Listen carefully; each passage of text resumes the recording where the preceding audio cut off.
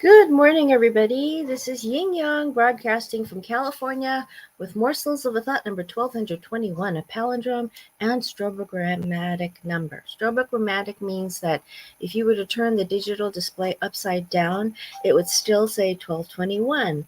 And it's also a palindrome 1221. 1221, backwards and forwards. Anyway, so today we're going through Meditations by Marcus Aurelius, Morsels of a Thought, number 1221. Let's start on page 57. All right. Number 9.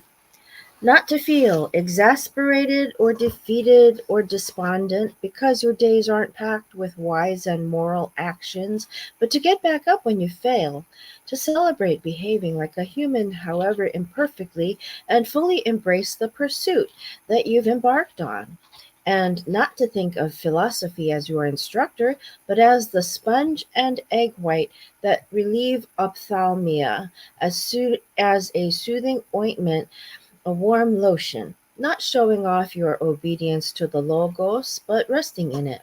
Now, Logos means the universe, which is their version of God. Remember, philosophy requires only what your nature already demands. What you've been after is something else again, something unnatural. But what could be preferable? That's exactly how pleasure traps us, isn't it? Wouldn't magnanimity.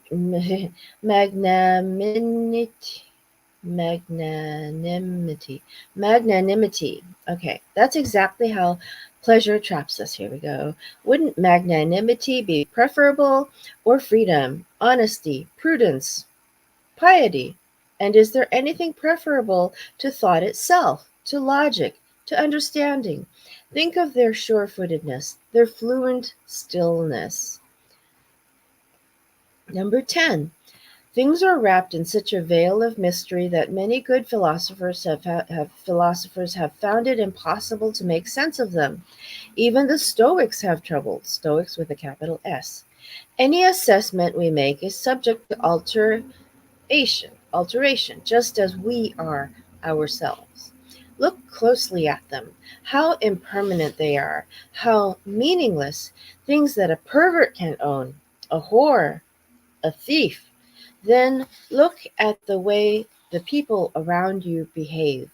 Even the best of them are hard to put up with, not to mention putting up with yourself. In such deep darkness, such a sewer, in the flux of material of time, of motion, and things moved, I don't know what there is to value or to work for. Quite the contrary. We need to comfort ourselves and wait for dissolution, and not get impatient in the meantime, but take refuge in these two things. 1. Nothing can happen to me that isn't natural. 2. I can keep from doing anything that God and my own spirit don't approve. No one can force me to. Number 11. What am I doing with my soul? Interrogate yourself to find out what inhabits your so called mind and what kind of soul you have now. A child's soul, an adolescent's, a woman's, a tyrant's soul, the soul of a predator or its prey. I want to pause for a minute because I want to mention something about the predator aspect. Um, There are people out there who think that if you get rid of competition, you'll automatically win. But as a matter of fact, that is not true. You only win when the competition is there. You only win when you come out on top when the competition hasn't beat you. So you want to make sure that you're not going to X out anybody else. You compare yourself to yourself, and your competition is really yourself. So the predator out uh, there are people who will think that if they get rid of the competition, whom they perceive as competition, that a woman will automatically love a man. And that's not necessarily true. In fact, If he was sure she didn't love him before, she's certainly not going to love him now if he kills somebody. So that's a predator. That's what I wanted to talk about. Number 12. Another way you're going to go, what? Where'd that come from? I know. Number 12. Another way to grasp what ordinary people mean by goods, quote unquote. Suppose you took certain things as touchstones of goodness. Prudence, self-control, justice, and courage, say. If you understood goods as meaning those, you wouldn't be able to follow that line about so many goods. It wouldn't make any sense to you. Whereas if you'd internalized the conventional meaning, you'd be able to follow it perfectly. You'd have no trouble seeing the author's meaning and why it was funny. Which shows that most people do acknowledge a distinction. Otherwise, we wouldn't recognize the first sense as jarring and reject it automatically, whereas we accept the second, the one referring to wealth and the benefits of celebrity and high living, as amusing and apropos. Now go a step further. Ask yourself whether we should accept as goods and should value the things we have to think of to have the line make sense. The ones whose abundance leaves their owner with no place to shit. I'd have to replay this part to myself. Number 13. I am made up of, speaking of replays, hello, good morning, John Clark, Lisors Cantara, everybody who comes, thank you for coming. Number 13, I am made up of substance and what animates it, and neither one can ever stop existing any more than it began to. Every portion, no, hold on. Oh, goodness gracious. Every portion of me will be reassigned as another portion of the world, and that in turn transformed into another ad infinitum. So what he's saying is that we are reincarnated, but not necessarily into other people. We are reused. Our atoms and molecules are reused. I am made up of substance and what animates it.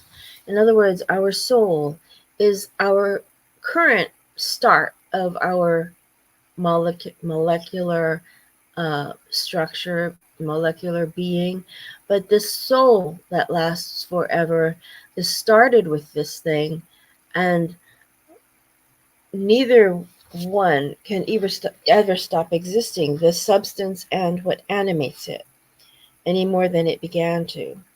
Every portion of me will be reassigned as another portion of the world, and that in turn transformed into another ad infinitum. I was produced through one such transformation, and my parents too, and so on back, and ad infinitum. NB still holds good, even if the world goes through recurrent cycles.